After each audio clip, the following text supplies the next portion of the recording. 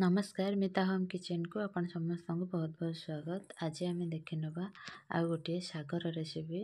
शाग तो प्राय समस्त को खाइबा दरकार कहीं शागटा आम देह बहुत भल। आज आम देखा सुनसुनिया शागर गोटे रेसिपी। देखो ये मु प्रायतः गोटे पाचिया सुनसुनिया शाग तोली आनी देखो ताको आम प्रथम कौन करवा बाछि नवा तार जो बड़ बड़ नाड़ गुरा थाए ना ताको एमती बाछि नवा। एमती मुझे तोली आनी बेस थरबर तोली आनी भलसे तोलिनी जिते भलसे तोलिले भी टे बाछिया दरकार। तापर मुझे एमती धोई नहीं देखो तापर मुझे गोटे प्रेसर कुकर नहीं प्रेसर कुकर में प्राय 150 ग्राम पाखापाखि मुग नहीं जाइए मुझे धोईकी पकईदेली। मुगटा भाजिलेनी कहीं आमर घर मुग अच्छे देसी मुग जोटा कि भजा होगी रगड़ा होती।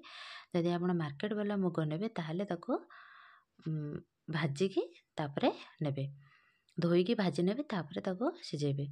तो मुझे मुग को सिझाई बसई देती टिके लुण हल्दी पकईकिना 2टा सीटी मुझे बेसी सीटी देवा आवश्यक नहीं। तापर गोटे कड़ाई नहीं कड़ाई किसी सोरिष तेल नहीं प्राय 2 बड़ चामच पाखापाखि तापर एतिर किसी सोरिष फुटे देती तापर से किसी कटा रसुण देती तापर कटा कंचा लंका और पियाज को पकई बेसी नहीं 2-4 कोला रसुण और गोटे साइज बड़ पियाज नहीं 2टी कंचा लंका को छोट छोट कर काटिकी नहीं रागपाई।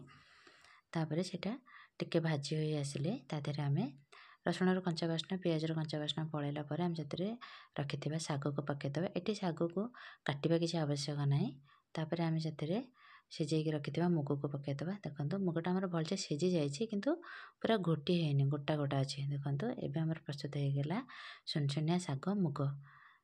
देखो केते सुंदर लगुच यहाँ खावाई भी बहुत टेस्टी लगी था मुग पकईकी करवा द्वारा या टेस्ट बहुत बढ़ जाए। रसुण पियाजर बास्ना कंचा लंकार बास्ना बहुत सुंदर देखु देखा जी सुंदर खाइबा को भी सेतिकी टेस्टी।